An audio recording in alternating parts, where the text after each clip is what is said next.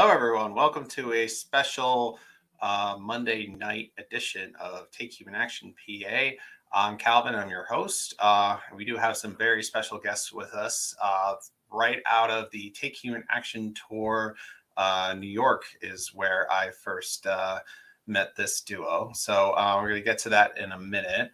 For now, I'll just say the Take Human Action tours have officially wrapped up. We just had the event in Austin this past weekend. So now the tour is concluded and we're going to be going into full swing with the, the campaigns and issue coalitions and Project Decentralized Revolution. So we'll have more updates on that in the coming weeks. But for now, I will just say if you want to watch the replays of the events that we did from the Take Human Action tours, you can go in the description to the Mises Caucus YouTube page, not this one, but at LP Mises Caucus, the national page. There you can go look at all the recordings from all the talks that happened during the event and the campaign trainings. They're all really good, really led by really good people. Like Angela McCardle and other names you'll recognize did some of those trainings. So definitely check those out. So in the meantime, thanks for watching. Don't forget to subscribe on your way out and give this video a like. So with that, I will introduce our guests. So our guests today are their freedom fighting duo that began hosting Monero meetups in New York City in 2018. They've been doing interviews on digital cash with their show Monero Talk since 2018. And they've been running the Monerotopia community show since 2020, a Confer since 2022, and working to help build a Monero economy outside of state control on Gratuitas, apologies if I'm pronouncing that wrong, since 2019. So let's welcome Douglas and Sunita to the show. How are you doing? Hey, what's going on, Calvin? How's it going? Yeah, it's great to finally have you on. Sorry I had to keep pushing it back, but I'm glad we finally got a chance to talk. So how are you both doing? We're doing well. We got a lot going on because we have our Monerotopia conference coming up in literally, 3 days? It starts on Friday. 4 days. Starts on Friday. Yeah. Well, so thanks for...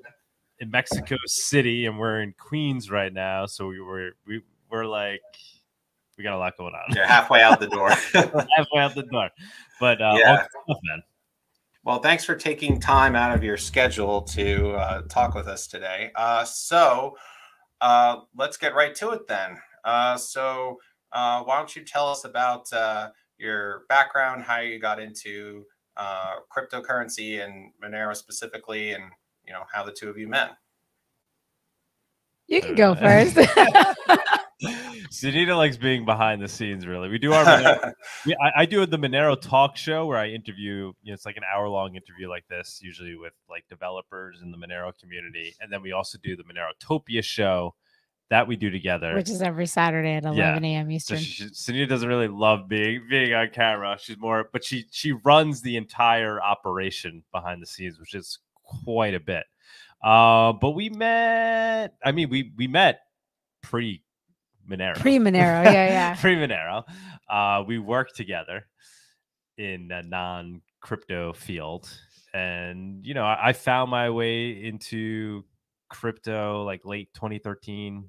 I had heard about it before, and, I would speak about it in the office a little bit. And, hey, are you guys keeping your eye on this thing? And everybody was like, shut up, Tuman. Nobody cares. We're doing engineering work. We work in civil engineering. So wait, Sunita's hitting my leg. What's up? Oh no, I'm not. What are you talking about? And so we now you threw me off. I wasn't even hitting you. So yeah, so I got in like 2013. I just talk about it. Everybody thought I was a little crazy, but Sunita was like, maybe gave it a little bit of deference. She's like, well, maybe he's not as crazy as he thinks. And I got pretty passionate about it pretty quick.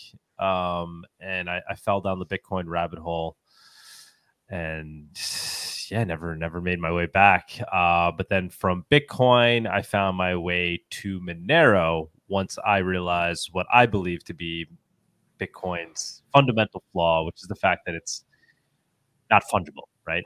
We can get into that, but essentially Bitcoin is completely traceable given its transparent ledger. And because of that, it lacks fungibility. And it was that realization that led me down the Monero rabbit hole. I was looking for a crypto that solved that problem, and I found Monero. And Sunita just kind of was, always. Yeah, I got introduced into Bitcoin, and then eventually, he kept talking about Monero. I was like, "Oh, what's this?" And then, we started a show. Yeah, we started the Monero Talk show. Well, we started the meetups together. Meetups, because he was like, "Oh, let's go to these meetups." So that's how I kind of started learning more about it. And then after that, we decided he came up with this idea about starting a Monero show, and then I ended up being like the producer behind it, and still am to this day. Yeah, it's wow. It's been a long ride, but it's been awesome. It's been amazing. I mean, we've gone to a ton of amazing events, I don't even know how many hours of footage we have a lot on YouTube. We do a show. It looks like a lot. Two shows a week, essentially. We do 2 shows a week. Our first real successful thing was when we threw the Monero after parties in New York City. The consensus this was after even parties before the meetups, I think. Wasn't the first one 2017? I don't know. It was the consensus after party. It was the same year. Yeah. And it was very cool. We had a lot of the old school Monero Bitcoiners that were there as well. And that was kind of our first success. And then we grew it from there. And now we're doing the Monerotopia conference, which is really, it's become a beast. It's a 3-day conference. We did it last year in Miami. It was the first time doing the conference. And this year it's in Mexico City, and it's bigger. It's 3 days. Last year was 1 day. So and it's very cool. It's a very liberty loving vibe. We have agorists that are going to be there talking. We have anarchists that are going to be there talking, and then obviously we have Monero people that are going to be presenting on Monero Tech, and then we have people from other privacy tech cryptos and projects that will be presenting as well. So gotcha. Jam-packed weekend. Yeah, sounds like it. So yeah, we'll definitely get more into that as we go along here.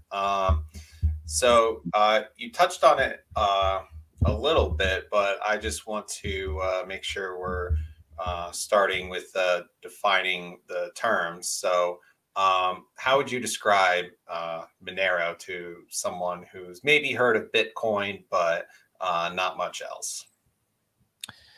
I would just simply describe it as the untraceable, anonymous version of Bitcoin. That's kind of like the elevator pitch. Right.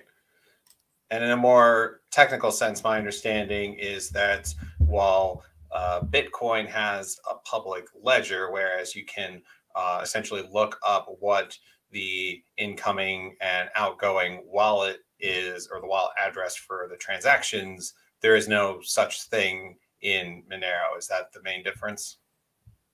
Yeah, I mean, Monero also has a public ledger, right? So it uses ledger technology, right? Uses the blockchain. Okay. And it's basically, nodes coming to consensus on what's the state of that ledger at any point in time, and at any time somebody wants to change that ledger, miners come to consensus on what gets put into that ledger. So same basic tech, right? Proof of work mined, all that jazz. Public ledger, but the public ledger is obfuscated, so you can't actually see what's written on the ledger, right? You can't see who the sender is, you can't see who the receiver is, and you can't see the amount sent because that's all obfuscated.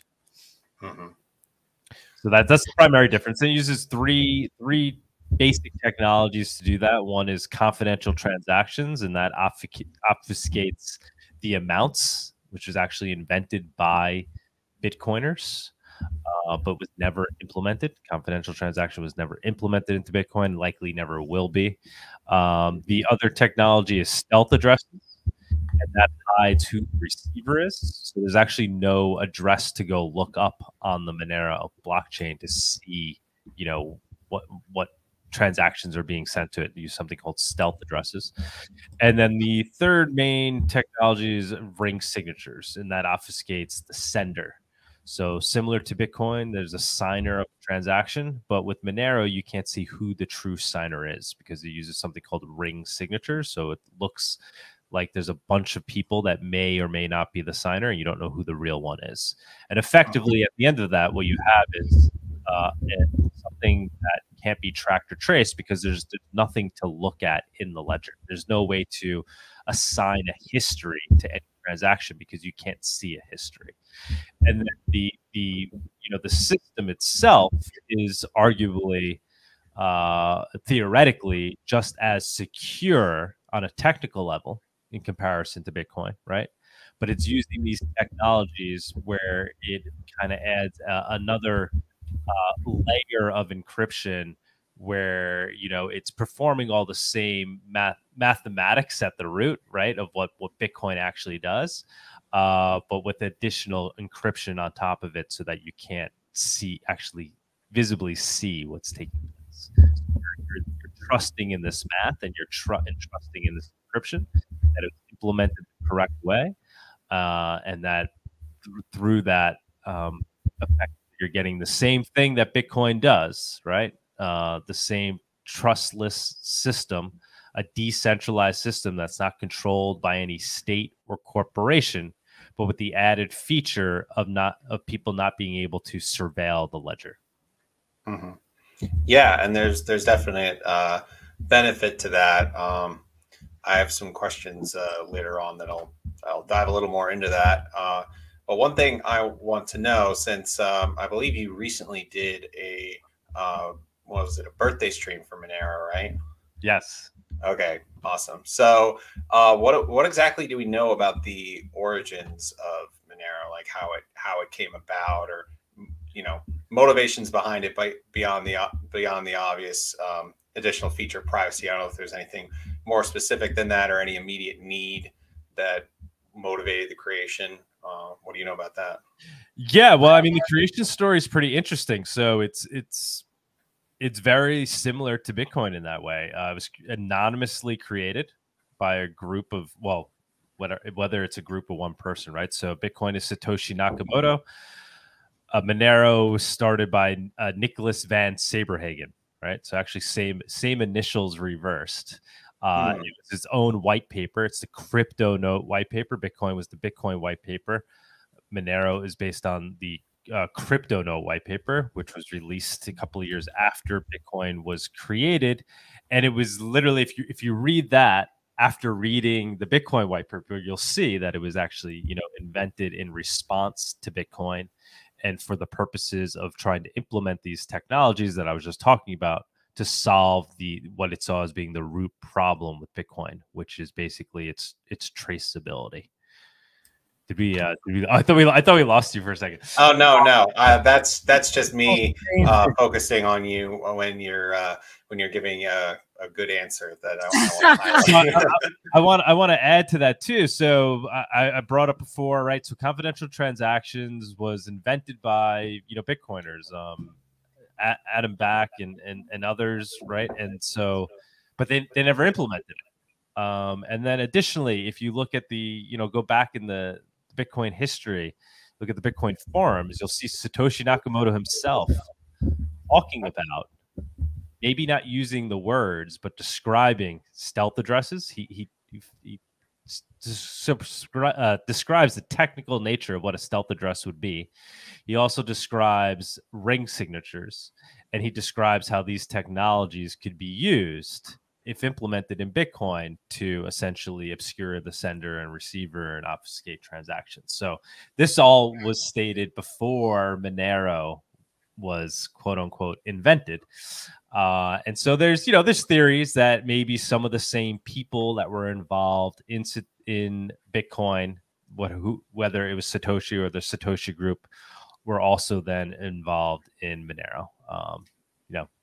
Theories, but it's nonetheless it's just interesting that it has a similar cypherpunk story.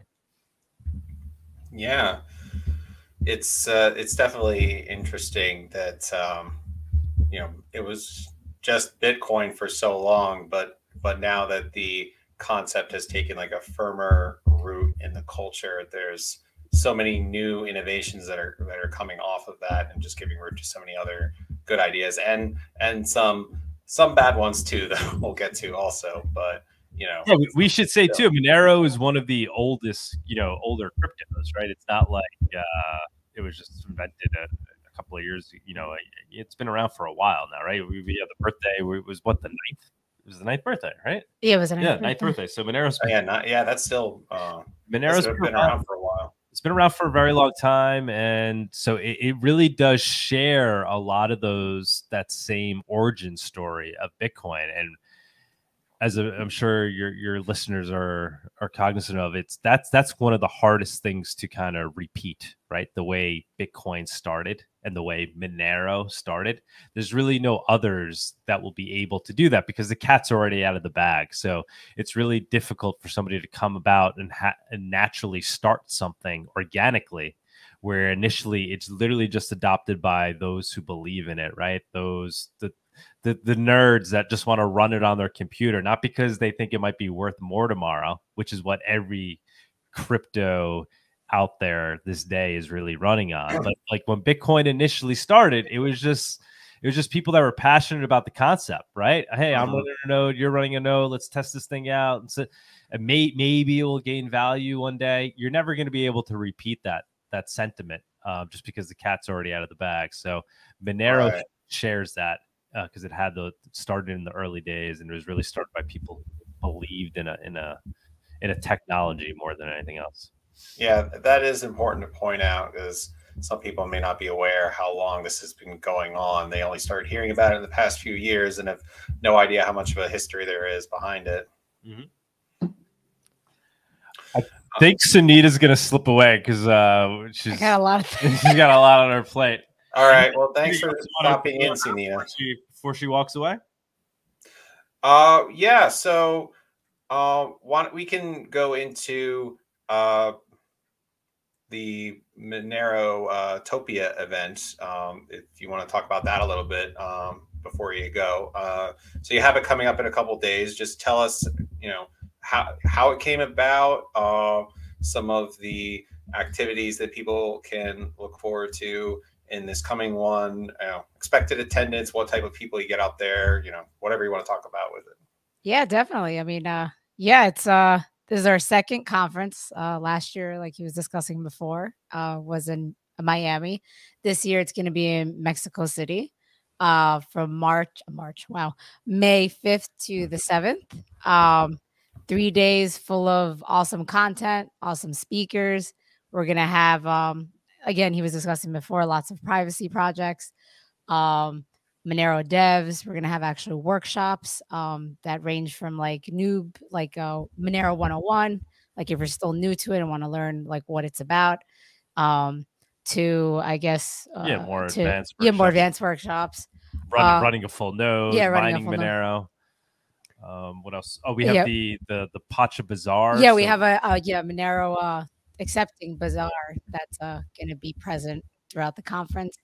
We're actually going to be speaking to them tomorrow with the vendors to teach them about Monero, to download the wallet, show them how to accept Monero, because we're going to have a lot of Monero people hanging around there, obviously, and they'll be able to purchase from like keychains to like mezcal or something like that. So it's going to be pretty exciting. What else? We're gonna have performances. We're gonna have DJs throughout the entire day. We're gonna have a special VIP dinner party on Saturday with all the speakers and a lot of attendees that purchased their VIP tickets. What else? It's just jam-packed fun. We're gonna have actually probably most what your audience might be most interested in, because it's a little late for them to probably buy a ticket to go down to Mexico City. We're gonna have a virtual conference as well, so if anybody wants to participate in that, and we may Liberty is a discount code that people can use to get, I think, 20% off. 20% off. So we were using that when we went to the Caucus events as well. So that's okay. So if somebody wants to use that, it's go to Monerotopia.com. You can purchase a virtual conference ticket. It's going to be 3 days of content. And if you put in the words, type in Liberty, you get 20% off. But overall, the real, the whole thing, what it's about is getting people together that are passionate about digital cash, right? So what we've been talking about here today, you asked me before, what is the elevator? You know, what is Monero?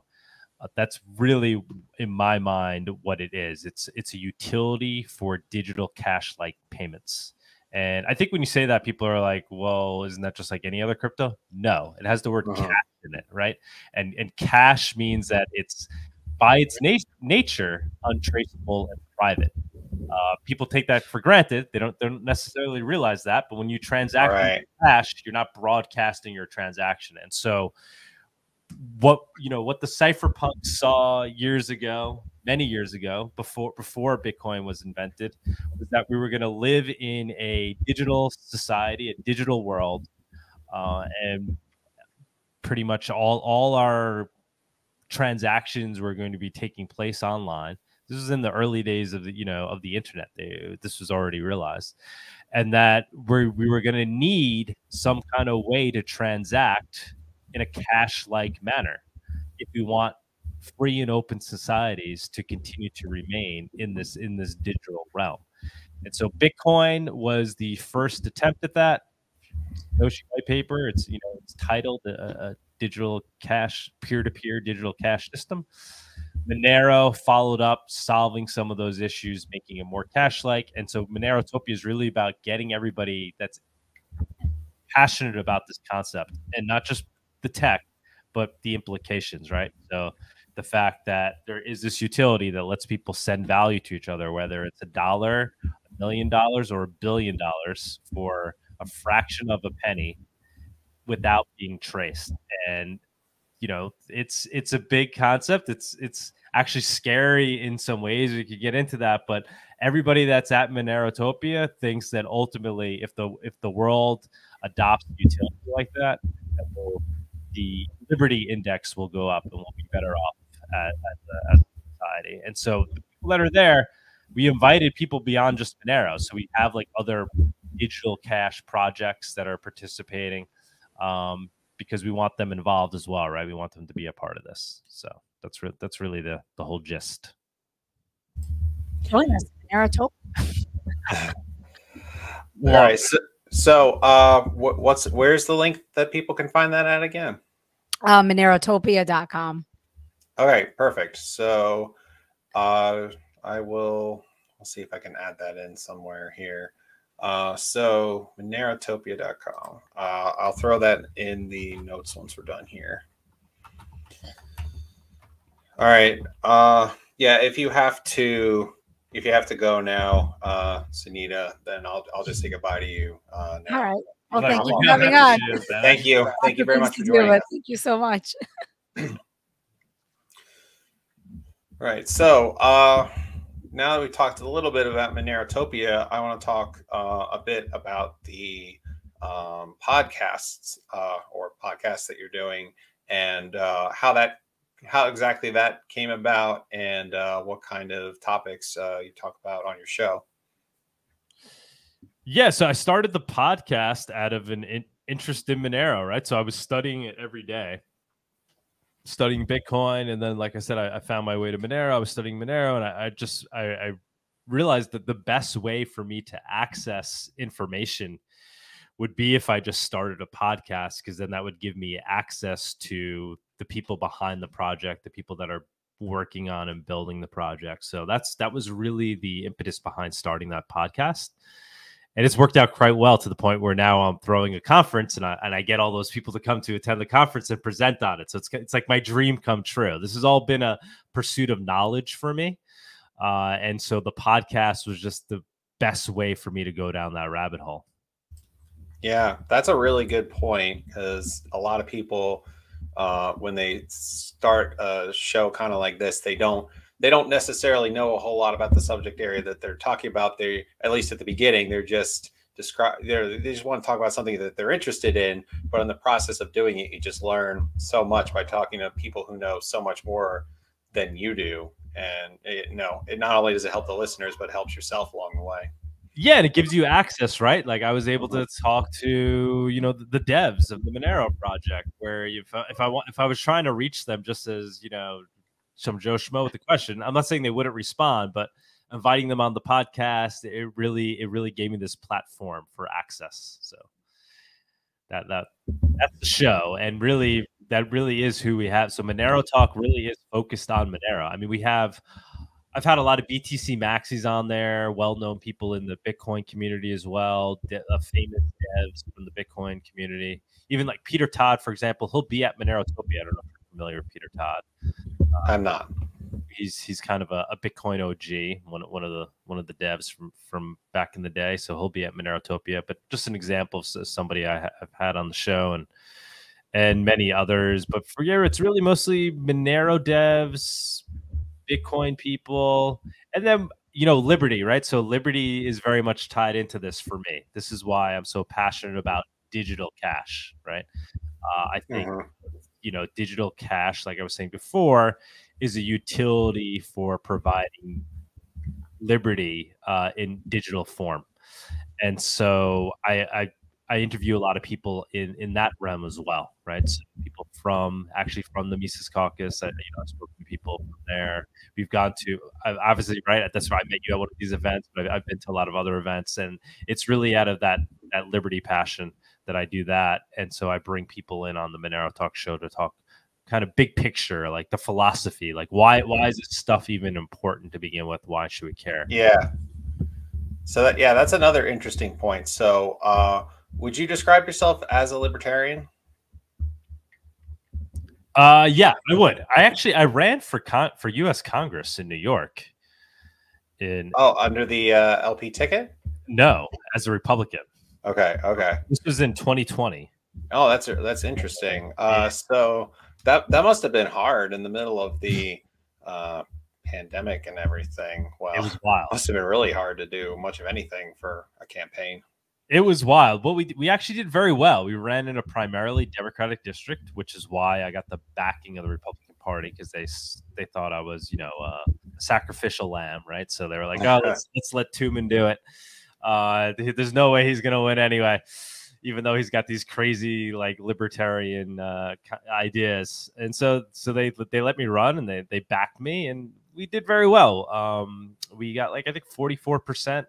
And then actually, if I would have kept on running, I probably would have won in 2022, because now that seat has flipped Republican for the first time in a very long time.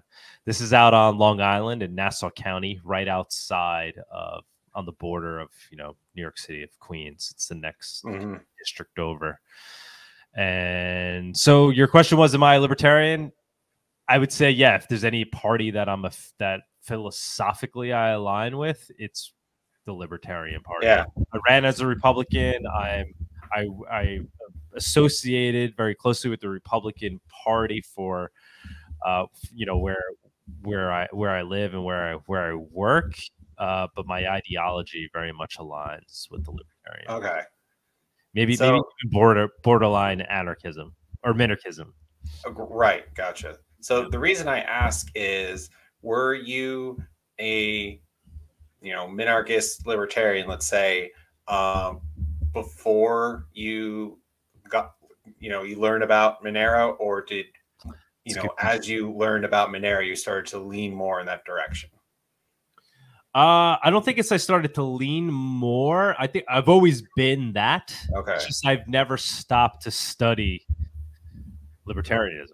I was a good student in high school. I was good in history and whatnot, but I never really pursued it outside of class. I was never that much into the political scene, mostly because of my true nature, right? So I was fed up with I always saw politics as a complete scam. I always saw government as this corrupt scam. So I never stopped to really get involved with it and to study it on a philosophical level. But libertarianism, I found my way there, I would say, not through Monero, but because of Monero. It definitely led me further down the road. It led me into these other networks of people that I realized, wait, these are the people that share my political thoughts. I just kind of never realized this is where they're all hanging out. Unfortunately, I wasn't part of the Ron Paul campaign. I missed it. I somehow kind of missed out on that in my life. I was doing other things. At that point, I was working on a project called Gov Together, just a passionate little startup at the time. It was right after law school, or I think I was even doing it during law school. And that was an effort to create a system, kind of like a direct democracy system, where I'd get a local representative to pledge to use this system and vote in accordance with how the people would be polling online. Well, that's interesting. So I actively tried to get a congressman to pledge to adopt this, and that he would then vote in Congress in accordance with how his constituents are polling, or he would at least use it as his main metric for deciding how he then goes votes. And when I ran for Congress, many years later, that was part of my platform. So that's what I was working on. When I was kind of not going down the libertarian rabbit hole, I was doing my own little experimenting with government, and I think that's how I ended up missing on the whole Ron Paul thing. But yeah, I've always been in that realm, just maybe coming at it from a different angle. Yeah, that's an interesting angle, because that's one thing that I've been wondering about myself, like I'm trying to remember what the actual terms are. I know I'm going to mess it up now, but the caretaker model of representation versus like the constituent model, those probably aren't the right terms, but the difference was you were electing someone and you essentially trusting them to make the decisions versus electing someone who's just kind of like, the shadow, and they're only conveying the voices of their district, and that's it. They don't make decisions based on their own values. And the second one never seems to happen. It's always the first. And, while there's good reason to be skeptical of direct democracy, there is something to be said for the fact that it seems like no matter what we do in terms of electing a House representative or on the federal level, or a senator, for instance, even though most people are generally anti-war, somehow we always end up in all the wars you can imagine. Yeah, I mean, so that's the founding fathers, right? The Federalist Papers, right, talks about all this, right? So there's this idea, like, right, that you maybe you don't want the mob to basically decide the direction of government. And I totally agree with that.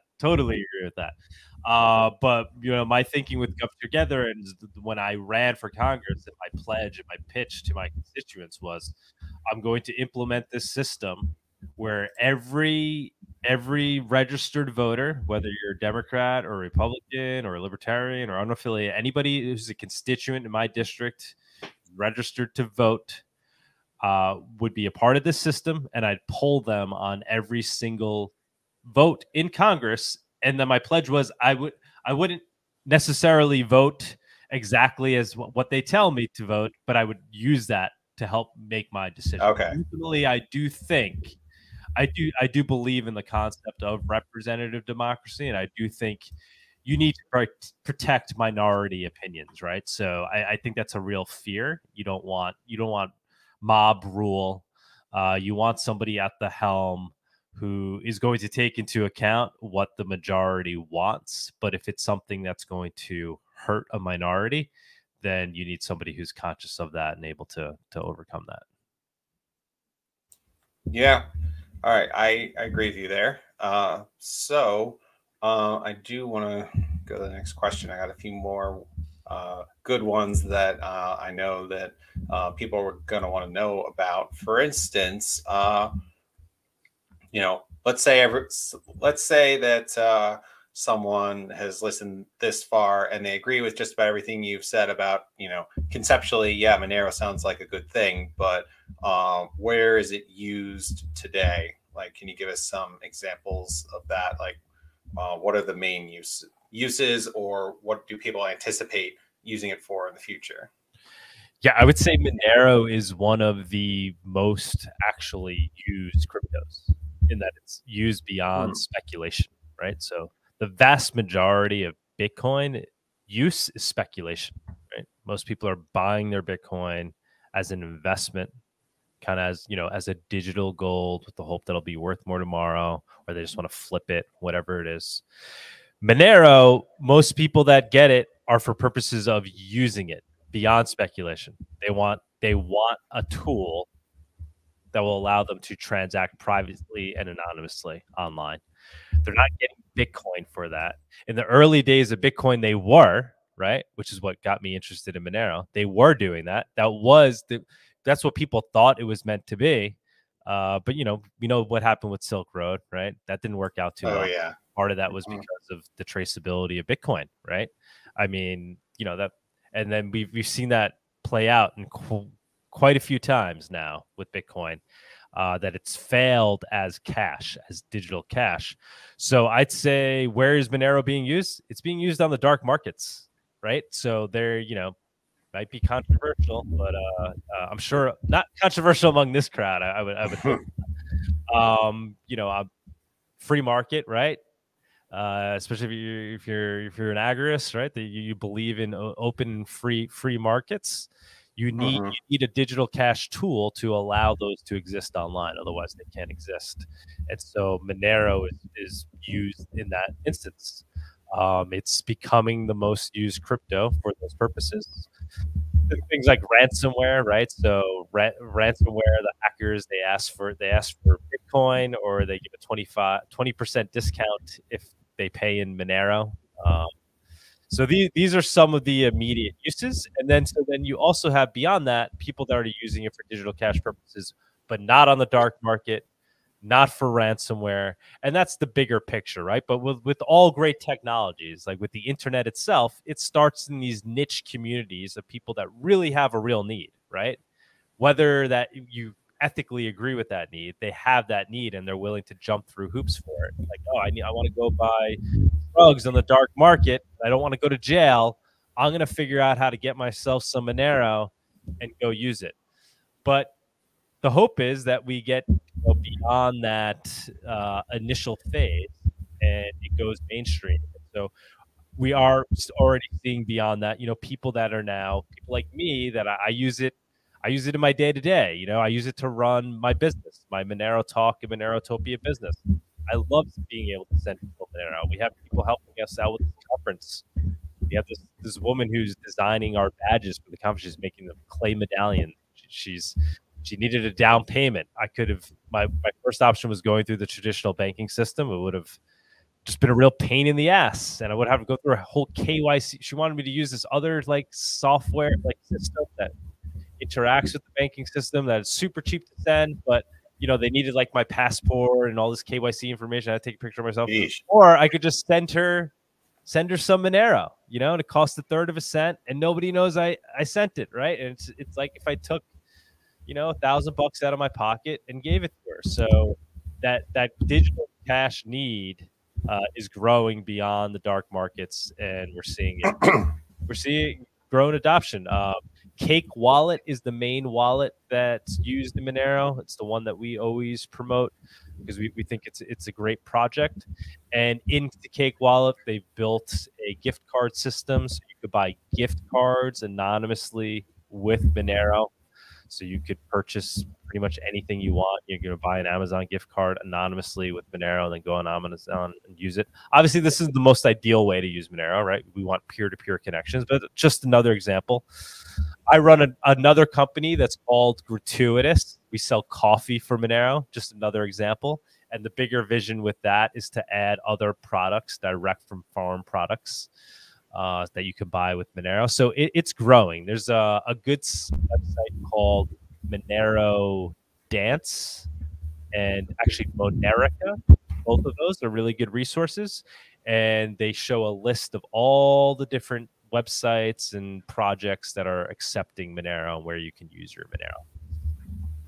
Awesome. So I think that one thing that some people will be thinking in the back of their minds is, let's say I acquire, or I have $500 or, some lower amount if that high amounts makes it too complicated. But let's just say I have $500 and I put it in Monero. most people will know, at least, they'll be familiar with the large price fluctuations of Bitcoin, and, how there's been so many wild swings over a period of like 6 months to a year every given year. So, how is the price stability? So like if I put $500 in there, is it going to be worth $400 tomorrow? Like how does it work in that sense? Yeah, it's a good question. So that's a big problem in crypto in general. And obviously the argument is the bigger the market caps get, the less volatile they'll become.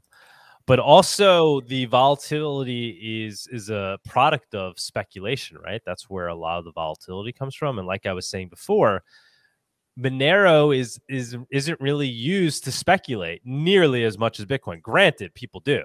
Don't get me wrong. There's people that are buying it for those purposes.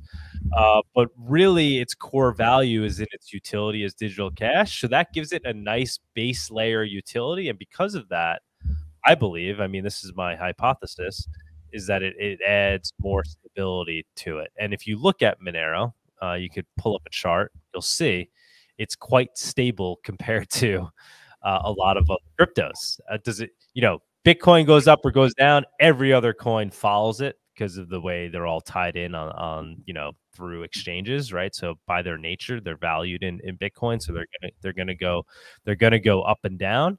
But Monero, more so than I'd say any other crypto, is really kind of leaning towards being untethered from Bitcoin. Don't get me wrong, it still is. Every crypto is. But I think Monero does the best job at having kind of its own utility. And because of that, it's not as volatile. So if you bought it today, could it dump tomorrow? Yeah, sure, it could. I mean, but it's less than many of the other cryptos, less volatile. All right. So how does someone obtain Monero? The best way to obtain it is with cash, right? That is the most ideal way to get your Monero. It's like that would be like kind of probably the best way to get your gold, right? So the best way to get it, or maybe you get it with gold, right? So local Monero is a good website for that. It's a good platform, and that's a peer-to-peer trading system. So you could find people that are willing to sell you Monero directly for cash, or even like through things like Venmo or even cash by mail, and other means, whatever means they want to use to sell it. But it puts you in touch directly with somebody who has Monero that's looking to sell it with somebody that wants to buy it. So it's not an exchange. It's a peer-to-peer system that puts buyers and sellers together. And it's a great way to do it without KYC, right? Without know your customer rules, because you just find another person that's willing to sell you their Monero and just take cash for it. So that's probably the best way. Arguably easier, although that is pretty easy. I think people get a little scared off, but if you went through the process and it's actually quite easy. I think people get turned off because they think it means I got to show up with a suitcase of cash somewhere and meet somebody, but that's not the case. I mean, you could send money into their bank account. It has a whole escrow system built into it, so it's not like you give somebody 10 grand and then you hope and wish that they might give you the Monero. There's an escrow built into it, so the Monero gets locked up and it doesn't get released to you unless you pay. But beyond that, beyond local Monero, there's the traditional ways like that are done in most other cryptos, exchanges, right? Centralized exchanges. It's not listed on a lot of exchanges. Why? That's a good question. Anybody who's listening should wonder why. Why is Monero one of the cryptos not listed on a lot of exchanges? It's because the exchanges don't want to take risk. They're worried about regulators, right? They're worried that the government doesn't like the fact that they're dealing in this untraceable currency and they're giving people access to this. So some exchanges don't want to deal with it. They rather just make money, right? But exchanges that actually have values, that actually are tied into the cypherpunk ethos, the libertarian ethos, they have Monero so Kraken is a good way to get Monero directly with your bank account. It's a big exchange. And then there's other means too. There's decentralized exchanges where you could trade other cryptos for Monero without KYC. And yeah, there's other like instant exchanges where you can get Monero with crypto directly without KYC. Yeah, and one thing I encountered while I was doing some research was that I don't know if it's Monero specifically or privacy coins, is that they're actually banned in a lot of countries, like European countries in particular. I think seem to be most guilty of that. So what's the deal with that? Yeah, well, Monero, yeah, Monero is banned in South Korea, in Japan. Just recently, it was banned in Dubai, right? This like financial capital, right, where people go. Like it's like, I don't know. When I think Dubai, I think cash, right? I think the free flow of money. I think people being able to use their money freely as they wish, and here they are banning a tool that does that better than anything we've had in the history of man. A way to do it in digital form, just zap people, and they're banning it in Dubai. Makes you question what that whole scam is about over there in Dubai. And Europe not yet. You know, there's talk that they're going to be implementing legislation that could effectively ban privacy coins. But yeah, a lot of countries are worried about it, and it's really, you know, it comes down to a few guys in a room, right? These very influential groups that suggest regulations that then somehow end up getting implemented by all the world's largest governments. And so we're seeing that happen. So the Financial Action Task Force, or FATFA, I think is one of them. So, you know, they're coming up with these regulations or suggested regulations, and now we're starting to see countries adopt them. What is their reasoning? Their reasoning is they're concerned about the funding of terrorism, and they're concerned about money laundering, right? Is really what it comes down to. What are they really concerned about? They're really concerned about, you know, that they won't be as easily able to tax it, right? That's their concern. That there might be this tool that's going to take some power away from governments and make it where governments are going to have to, you know, ask you for your taxes automated through like a CBDC, right? If something like Monero exists, it may not be as easy for them to take that pound of flesh from you in an automated way. So governments are very fearful of that, but they disguise it in being concerned about the funding of terrorism and money laundering, and it gives the governments blanket authority to basically implement very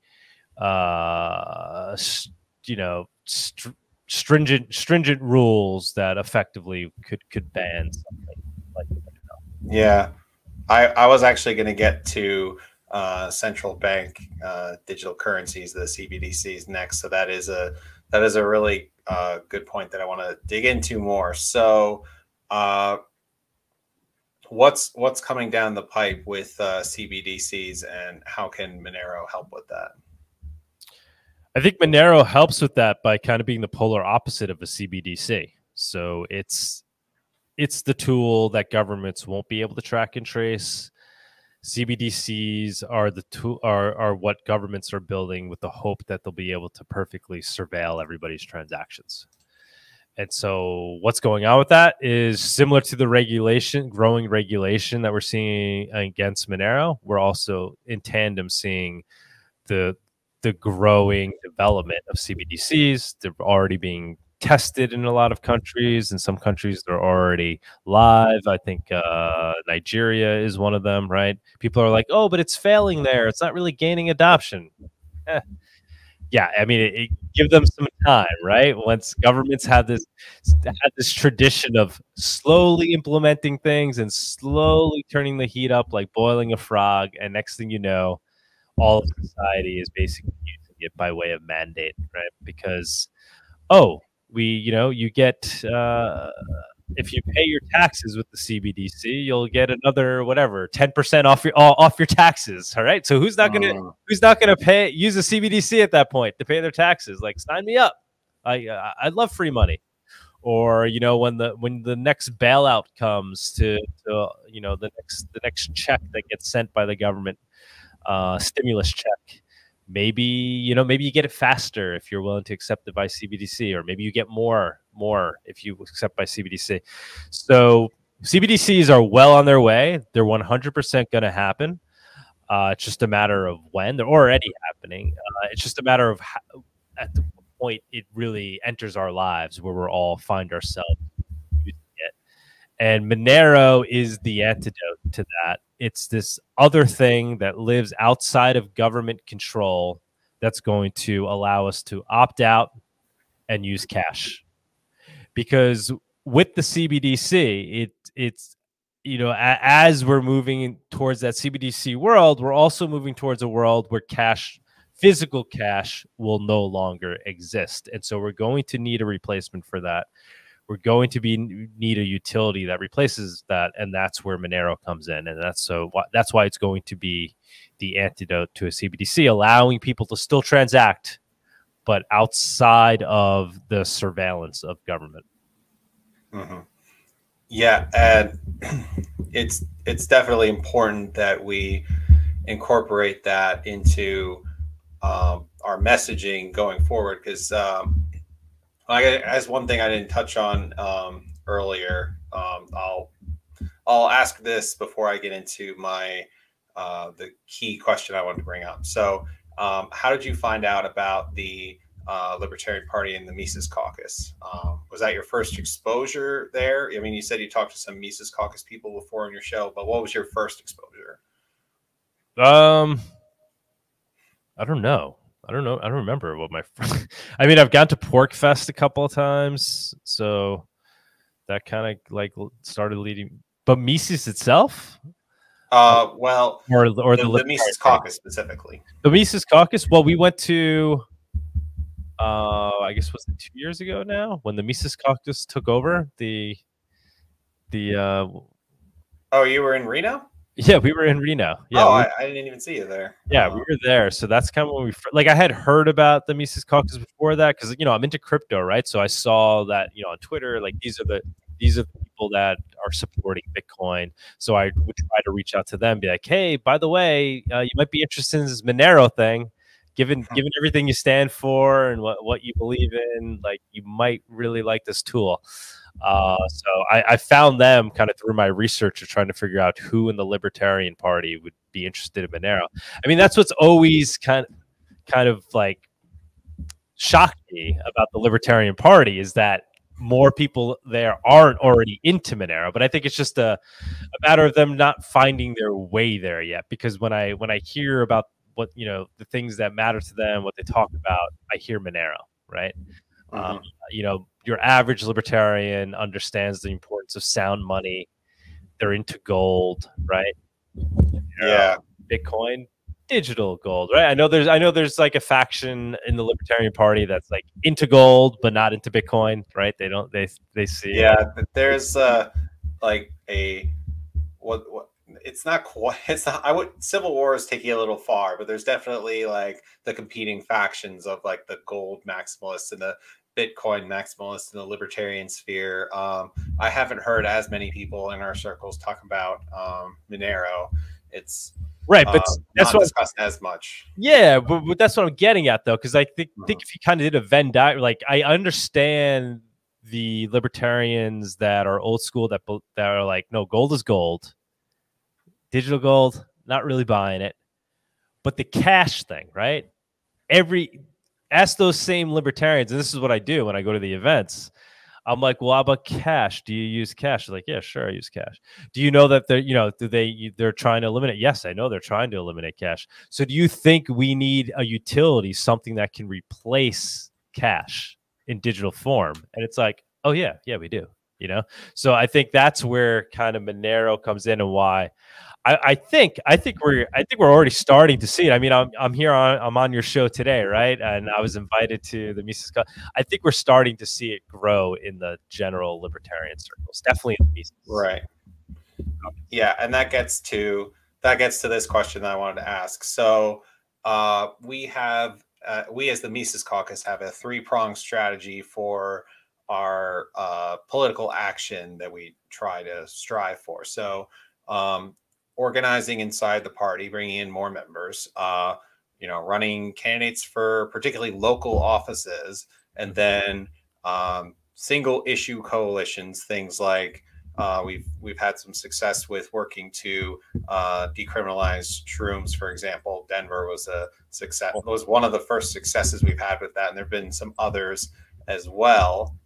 So I think the last two prongs certainly apply to this issue. So looking at candidates, for example, there's certain initiatives which on the surface, like the anti-war issue, seem like it's impossible to tackle when you're not at the federal level, right? But there are ways of tackling it from the state level. Is we have, are you familiar with Defend the Guard legislation? No, I don't think so. Okay, so Defend the Guard is a bill that has been circulated in multiple states. It basically says the National Guard, which is a component of every single state's, you know, it has its own branches within each state, and they're supposed to be controlled by the governors, by the states themselves. But it's essentially been, even though it's not supposed to be this way, it's been de facto nationalized by the federal government and deployed all over the world, even in, you know, the Middle East. They just use it as kind of a supplement for the army, but the power still lies in the state government. So the bill passes through, you know, state houses, state senates, and if the governor signs it into law, then it forbids that state's National Guard from being deployed anywhere outside their state without a presidential declaration of war. So you're essentially handicapping the federal government's ability to deploy troops anywhere else, at least the National Guard troops of that state, without such a declaration, which we know isn't going to happen. So it essentially means that, you know, it can't be done at that point. And it's a big blow to them that we don't have to do at the federal level. So with that said, you know, seeing as we have even already, you know, libertarians in local offices, and we're, you know, we have been running people in state house elections as well. We don't need to have people in the state house to still make the push to get that kind of legislation in the chamber. Like, we've been able to do it even without that. But with all that said, you know, what kind of legislation could be passed at the state or local level, or any other sort of initiative that would help pursue monetary freedom and, you know, have less restrictions on cryptocurrency? I think the biggest thing is letting it compete fairly and treating it like money, and create the most radical legislation is allow people to use whatever they want to use as their money, right? Shouldn't be mandated that we have to use the dollar. And essentially that's what it is, right? So if I use Monero in New York, or really anywhere in the United States, technically it's a capital gains event every time I go to spend that Monero, which doesn't really make it very user friendly as a currency, right?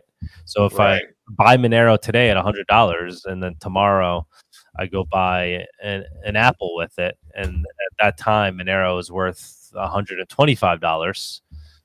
I pay $1 for my Apple, but then I have to pay a capital gains tax because know, and that's just absurd. So let's let the best technology for money purposes win.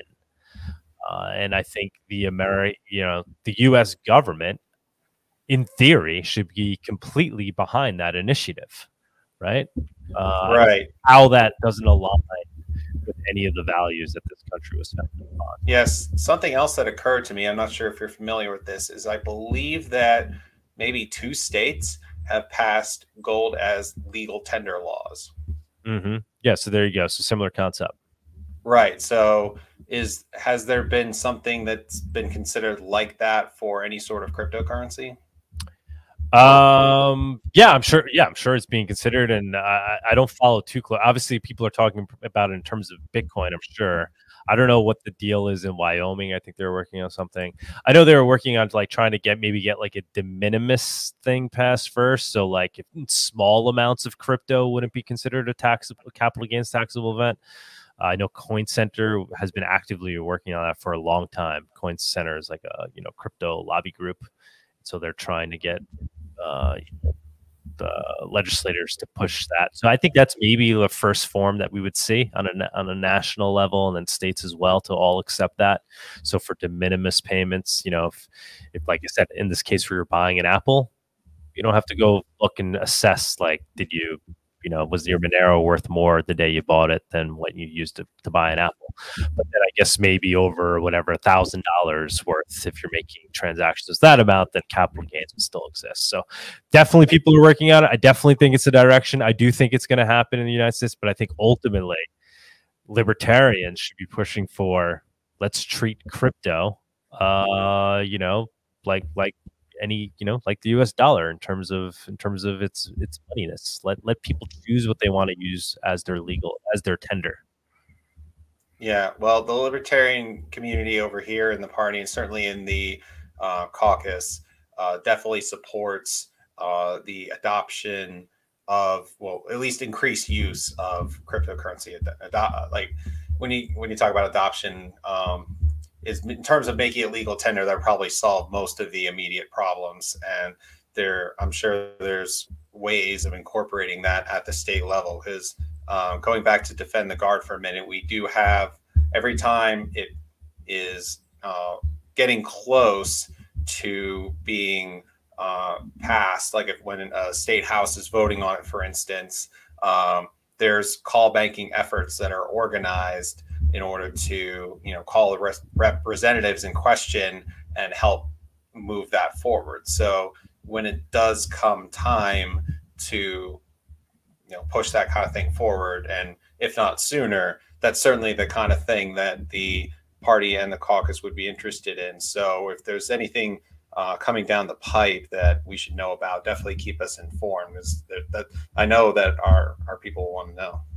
Yeah, I mean, I would say overall, it's not about more legislation; it's about getting rid of legislation, right? It's about getting rid of the rules. Is Right. really what we need to do.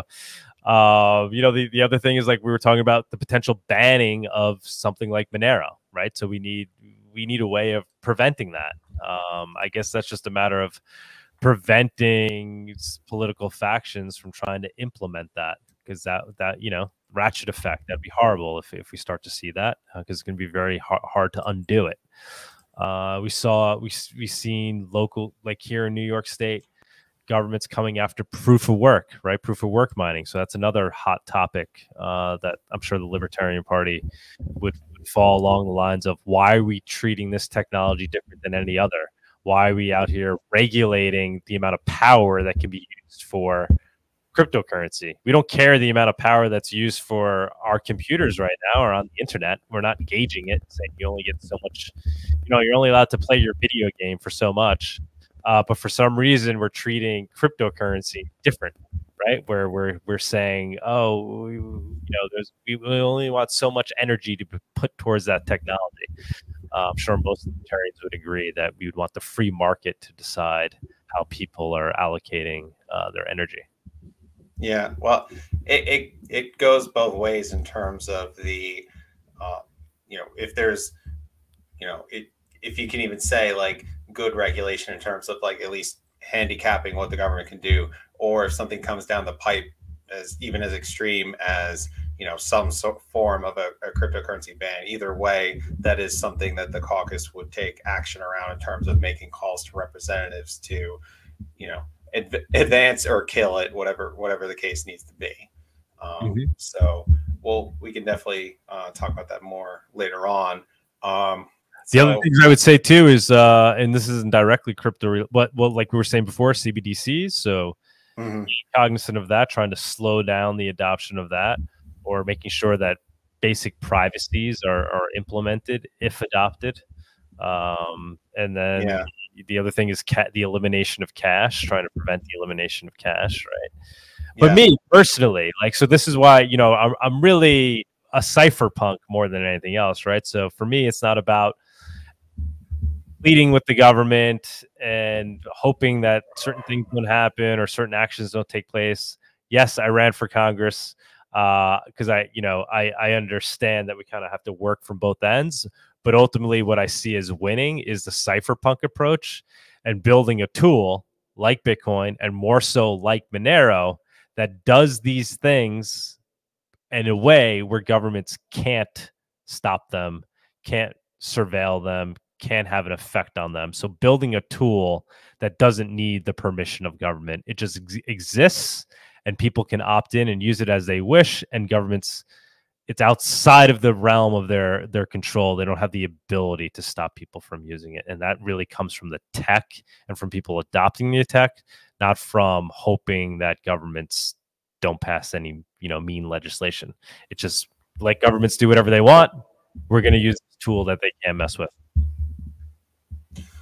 All right. So with that said, I'll bring it home and say, what is next for you, and what do you think the future of Monero is? Well, next for me is Monerotopia. That's a couple of days away, so that is very much on my mind. Fingers crossed that will be as good as we hope, and I think it will. And next for Monero, well, there's Monero Con after Monerotopia. That's going to be in Europe. I'll be going to that as well. But next for Monero is just a slow and steady churning digital cash open source system. So Monero slowly evolves. But it does evolve. So arguably unlike Bitcoin, because Bitcoin doesn't really evolve much. They kind of pride themselves in being ossified, right? They're like, oh, we don't want it to ever change.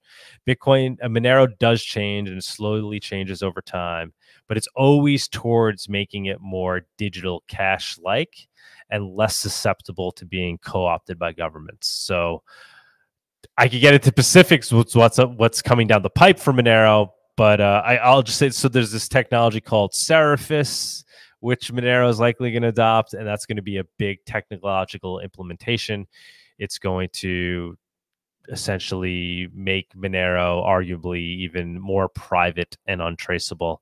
And there's always little tweaks and things that are being done on the network level, all different components of Monero that are always being worked on for, like I said, to make it more cash-like and to make it more unstoppable. So no government or corporation can surveil it or censor it or easily confiscate it. All right, so I'll definitely encourage people to check out Monero Talk for all the information on Monero that you could want. There's shows going back many years, as we talked about, covering everything related to Monero and lots of their interviews with really interesting guests, current events, and Monero birthday celebrations. And don't forget to look into Monerotopia as well, like they were saying. But any other plugs or places where people can follow you that you want to get out there? I'm at Douglas Tuman on Twitter, and the website and the Twitter is Monerotopia. It's Monerotopia.com. Okay. And so the YouTube show we do is the YouTube show is Monero Talk. That's where we post all. Okay, so it's at Monerotopia, you said? Monerotopia, yes. Got it. Okay. Thank you, Douglas, and thanks again, Sunita, for joining us tonight on a special Monday night edition of Take Human Action PA, and we'll have to talk more soon. This was a good conversation.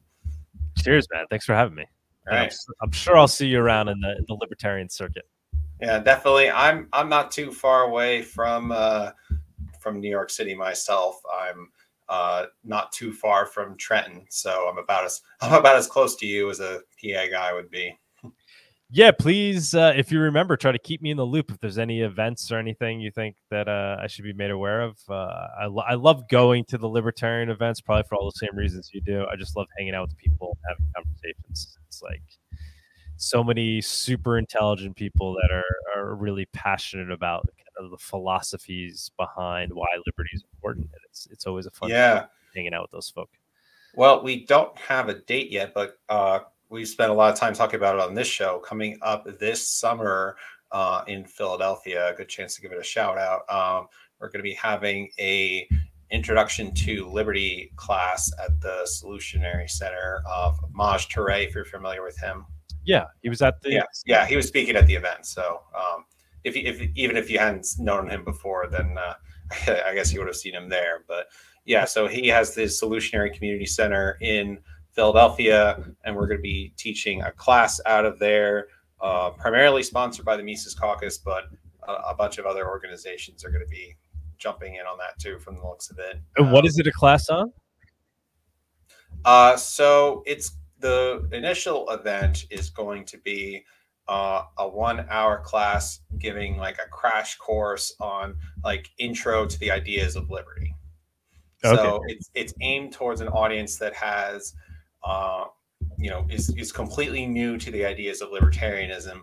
And we're just going to try to cover, all the basics in an hour, featuring experts from, a bunch of different areas of the subject. Like our chair, Rob Coburn, he's an attorney, so he's going to talk about some of the, criminal justice related issues and the core principles. We have, you might have met her because she was at the New York City event, Irene Mavrikakis, who's a doctor. She's going to be talking about medical freedom.